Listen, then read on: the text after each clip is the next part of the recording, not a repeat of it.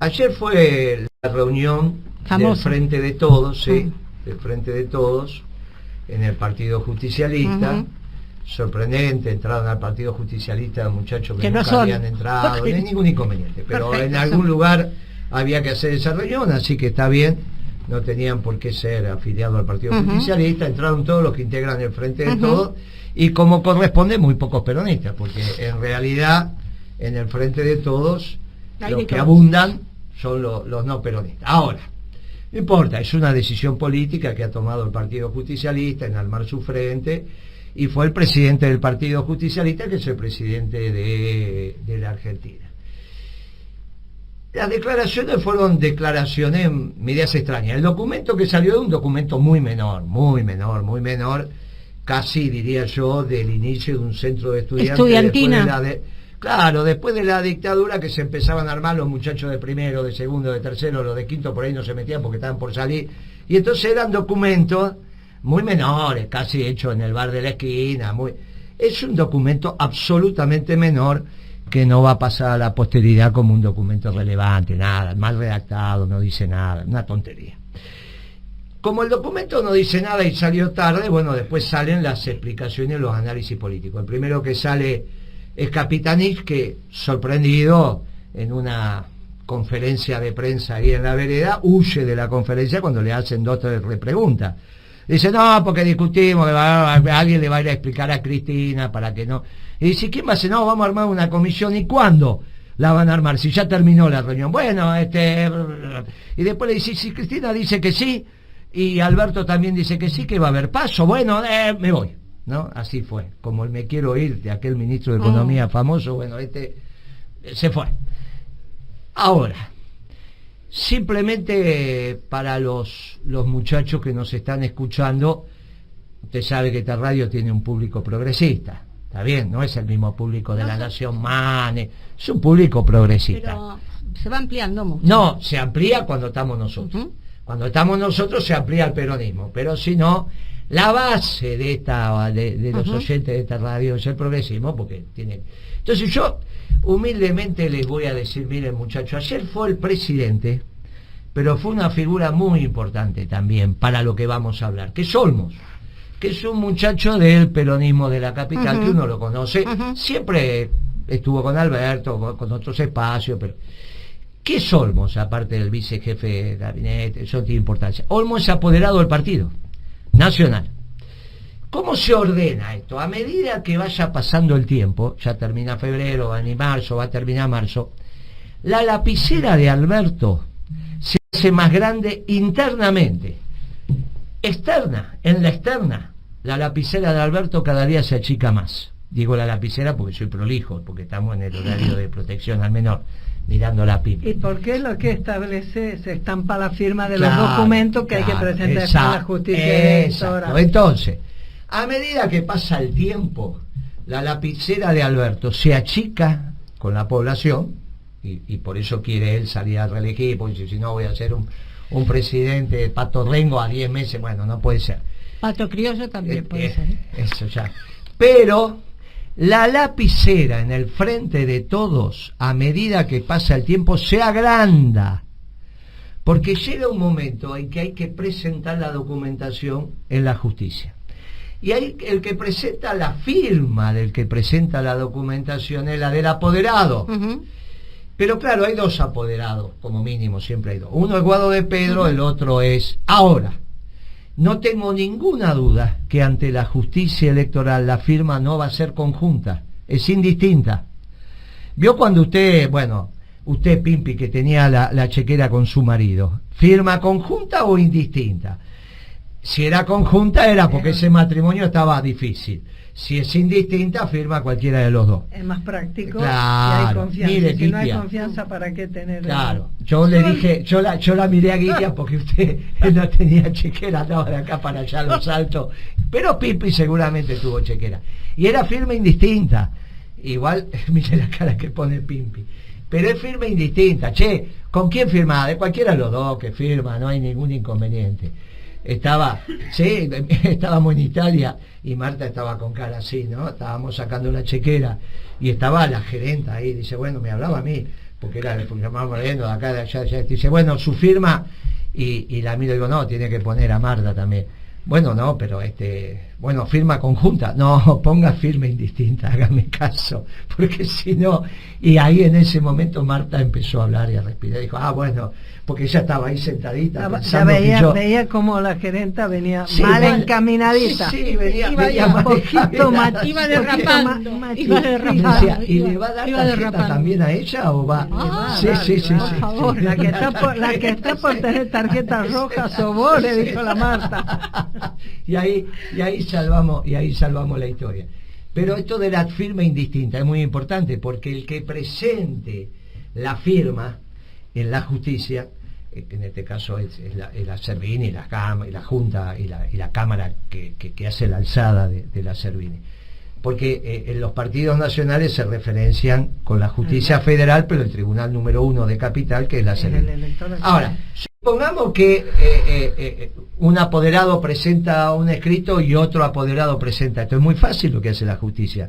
Se referencia en el presidente del partido y dice, dígame, muchacho, ¿cuál de los dos es la que va? Y el presidente con su firma avala, porque así va a ser. Entonces, a medida que avancen las semanas, la lapicera del presidente y de su apoderado, que él puso, que es Olmos, no el que puso Cristina, que es Guado de Pedro, cada vez van a ser lapiceras más importantes. Y llega un momento que se terminan los plazos, porque esto lo hizo el Frente de Todos el día que en el 19 tenían que presentarse las listas para las PASO. Y ahí sacaron un reglamento electoral que dijeron, ¿se acuerda que lo conté? Si usted quiere participar, tiene que juntar 33.000 avales, la mitad de los avales de los que integran la lista y la otra mitad del Partido Justicialista, con lo cual uno no sabía ni dónde vivían los afiliados al Partido Comunista, Nuevo Encuentro, los radicales que vinieron, qué sé yo. Le van a hacer lo mismo, se los aviso ahora, porque los dos son muy mañosos. Alberto Fernández no está apto, y lo digo por última vez, ya hace mucho que no digo esto porque no hago leña del árbol caído, pero no está apto para ejercer la primera magistratura, pero está absolutamente apto en plenitud para estas trapisondas. De esto vivió Alberto Fernández y Olmos, que son los dos que tienen la lapicera en el Partido Justicialista. Cuando hoy salió un dirigente que tiene oficina en la Casa Rosada para decir, bueno, no, me parece que si quiere ser candidata, que si no quiere, qué sé yo. Miren, Cristina no va a ser candidata. No vengan con esta tontería del operativo Clamor y la comisión. Va pasando el tiempo y a la larga el que va a tener la lapicera es Alberto y va a terminar armando las listas con aquellos intendentes y con aquellos gobernadores y va a repetir, por eso viene con el discurso de la fórmula única en cada distrito. Ahora, en el Frente de Todos, después seguramente Cristina, ahí va a tener la posibilidad de hacer lo que dijimos la semana pasada, de irse por afuera, y en vez de venir al peronismo, de decir, bueno, me echaron, entonces ahora, y repetir lo que hizo en la provincia de Buenos Aires. ¿Te acordás? Claro. Entonces, ¿qué le estamos diciendo en el peronismo? Y lo dijimos hace muchas semanas. Tiene la oportunidad, cuando no se sacó la foto con Lula, de conducir a los progresistas, por ejemplo, los que escuchan esta radio, y traerlos a un frente con el peronismo. Pero no pensando que va a ser la reina, porque reina ya tenemos. Tenemos la Reina del Plata. O sea, la ciudad de Buenos Aires. Claro, ya tenemos la Reina del Plata. Que venga, que se siente en la mesa, porque hace rato que sus análisis no tienen nada que ver con lo que pasa.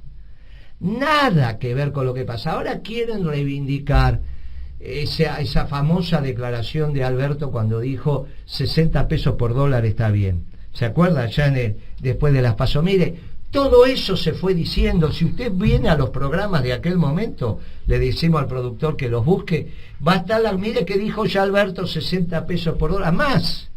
Le dijimos en el año 18, que ya estaba este programa, que tenía que haber un gobierno de transición.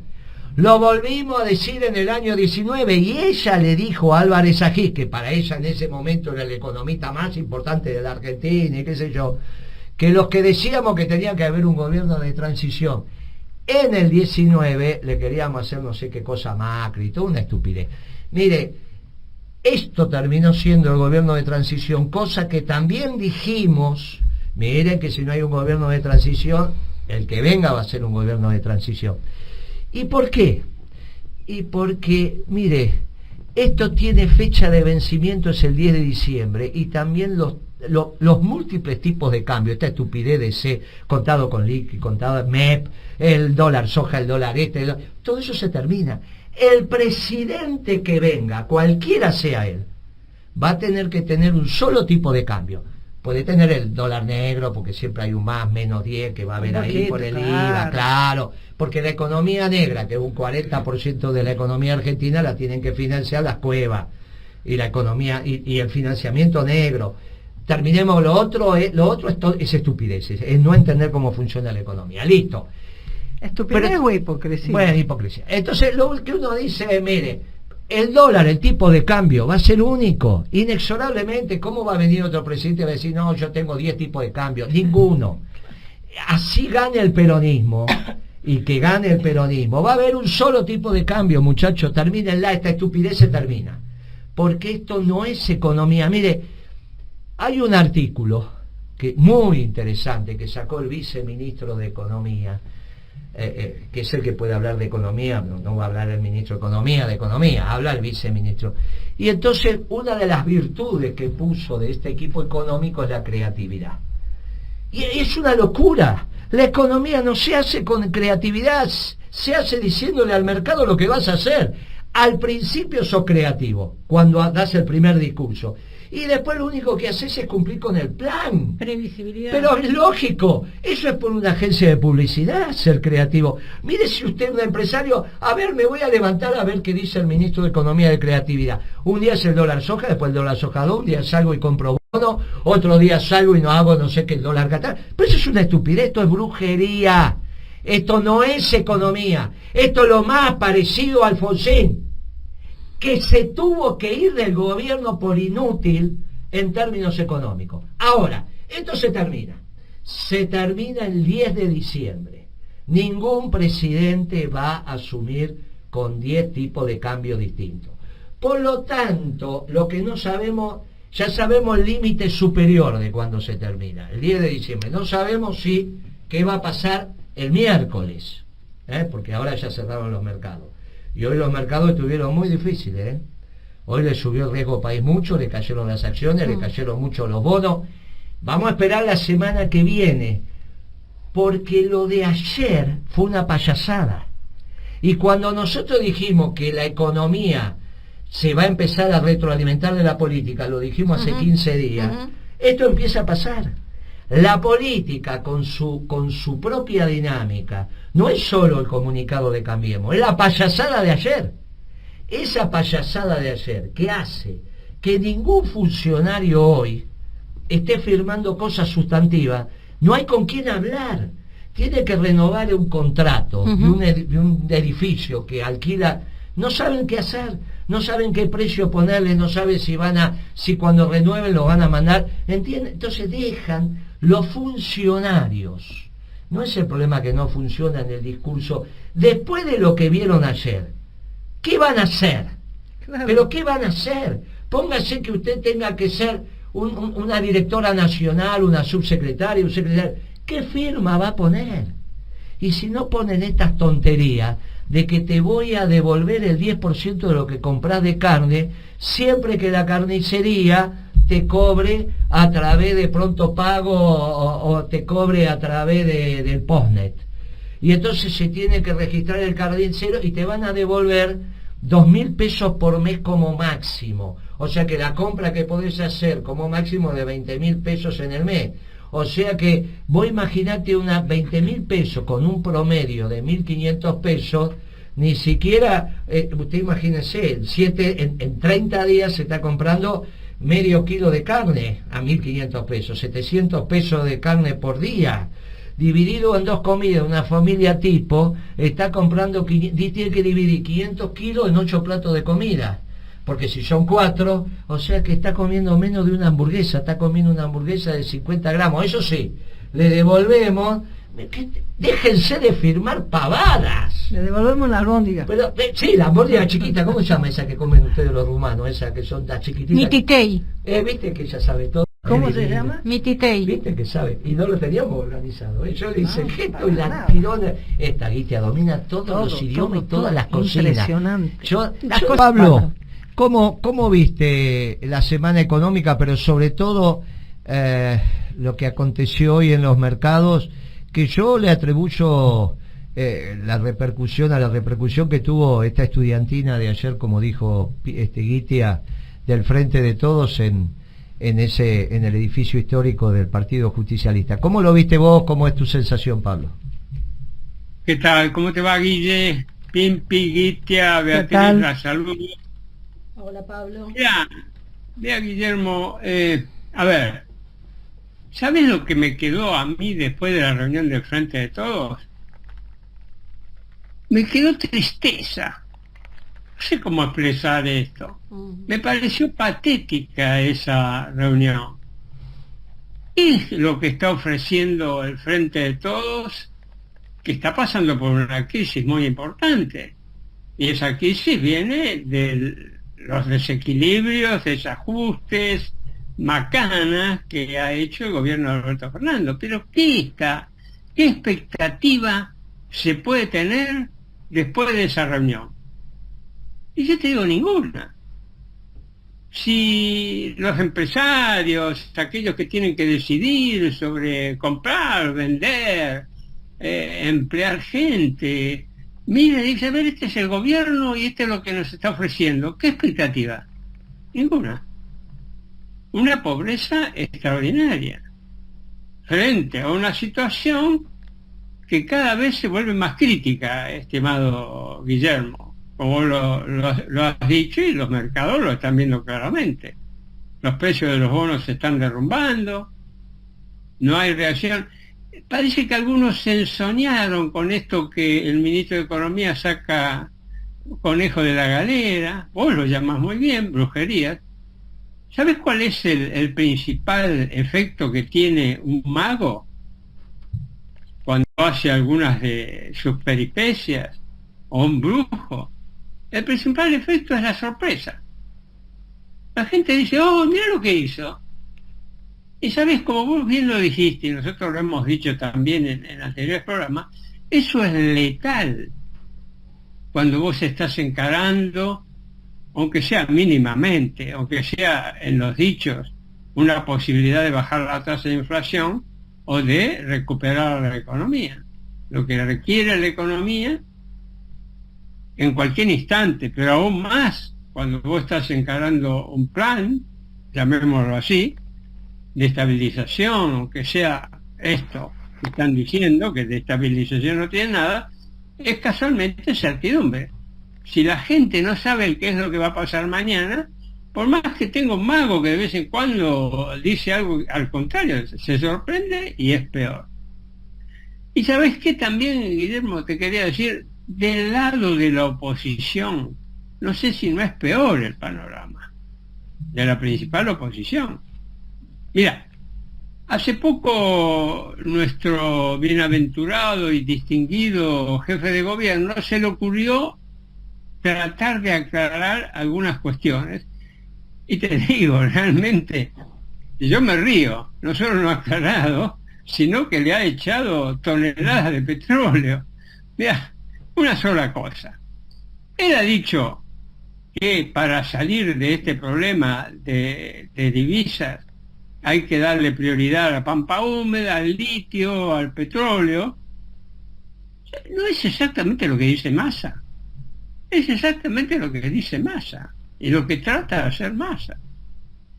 Pero para hacer las cosas todavía peor, él dijo, bueno, necesitamos un plan integral. Y previamente él había dicho que él era desarrollista. Dios mío. El desarrollismo es una doctrina profundamente industrialista que se basa en la sustitución de importaciones. Fíjate vos si eso tiene algo que ver con eso de generar los 4 sectores que son exportadores netos y que por supuesto de industria tienen muy poco, y de generar empleo tiene menos. O sea, estamos realmente en una situación muy complicada, estimado. Mirá, vos sabés que en ese artículo que habló el viceministro de Economía puso las 3 características del equipo económico actual. Primero, que está ordenando la macroeconomía. Imagínate vos, nosotros calculamos el déficit fiscal total para enero del 23 y está 2 puntos arriba el déficit fiscal total, incluyendo no solo el déficit fiscal primario, sino los intereses de la deuda, el déficit de las jurisdicciones subnacionales, esto es provincias y municipios, y el déficit cuasi fiscal del Banco Central. Te da aproximadamente 16 puntos, esto es 2 puntos más del PBI, 2 puntos más del que tenía Alfonsín cuando se tuvo que ir. Cuando Alfonsín se va del gobierno y renuncia, porque colapsó, tenía 14 puntos de déficit fiscal medido contra el PBI. Ahora hay 16 puntos en enero medido contra un teórico PBI de enero que sale de agarrar el PBI anual y dividido 12. No es estricto, porque no todos los meses factura lo mismo, pero para hacer un orden de magnitud te alcanza y te sobra. O sea que ordenamiento macroeconómico 0. Después dijo la capacidad de gestión que tienen. Bueno, uno lo tendría que ver por los resultados, y el 6% de inflación de enero no diría que hay mucha capacidad. Y después la creatividad, que es lo que vos dijiste. O sea, todo mal. Ahora, se supone que ese es el que habla en nombre del ministerio, que fue contratado con un ingreso que tendrá que desmentir lo que dijimos la vez pasada en un reportaje, ¿no? El propio periodista me dice: yo no creo que esté trabajando por $1.500 por mes a valor negro, al dólar blue, no creo que esté trabajando por 500, 600 mil pesos al mes ese muchacho, no lo creo. Pero bueno, no salió a decir: no, sí, estoy trabajando por esa plata, estoy trabajando por más plata. Bueno, el que habla de economía desde el Ministerio de Economía dice tremendas tonterías, que es Rubinstein, que es lo que Pablo hizo cuestión y clarificó. Beatriz, ¿nos escuchás? Nosotros te escuchábamos muy bien antes. Sí, ahora los estoy escuchando perfecto. La verdad, a ver, Rubinstein es más de lo mismo. Son los que entran y salen del Estado Nacional, fundamentalmente del Banco Central, van y vienen y después llevan su producto a la consultora. Entonces, cuando tuitea, uno tendría que preguntarse en realidad a quién se está dirigiendo, porque realmente, como mínimo, es imprudente, o tienen un nivel de impunidad que sorprende. Porque cuando hace unos tiempitos, recién había asumido, estaba Massa, si estaba el ministro fuera del país, él hizo declaraciones que le dijeron: bueno, si volvés a decir esto, te vas. Pero bueno, parece que fue como un reto a un nene chiquito. Entonces me parece que cuando él está en realidad calificado como su perfil de consultora, y su perfil como consultor es ser consultor de la City, lo que se define de la City. Entonces, cuando él dice, yo tomé dos declaraciones, una que tiene que ver con aquellas declaraciones respecto de la devaluación,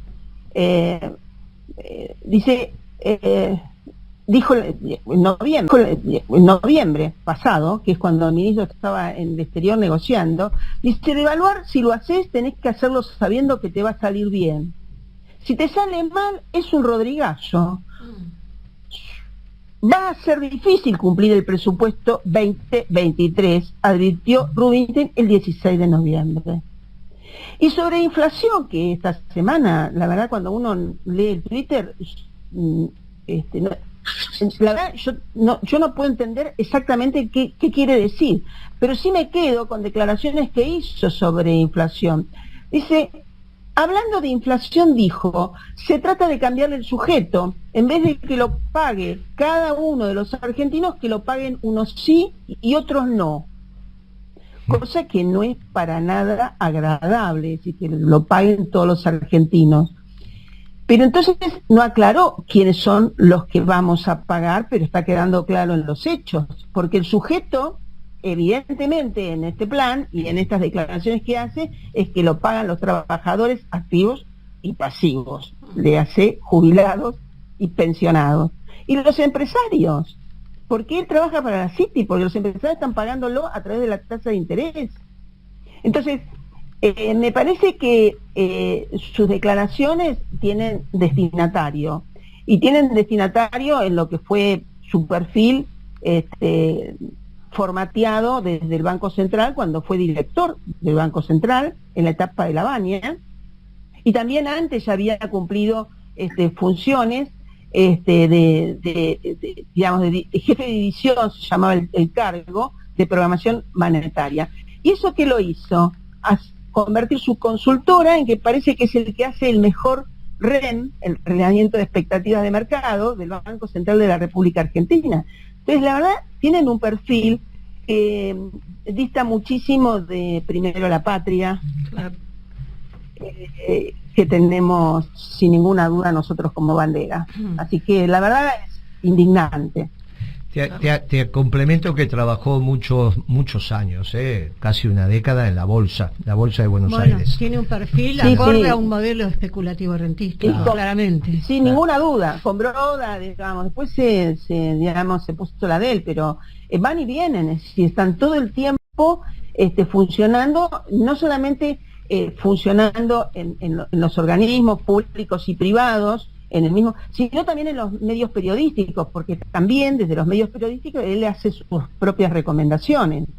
Entonces, cuando tuitea, tenemos que pensar y tener claro que a quién él se está dirigiendo, no es al pueblo. Está clarísimo, muy interesante todas las columnas, y se nos va terminando el programa. Ahí le vamos a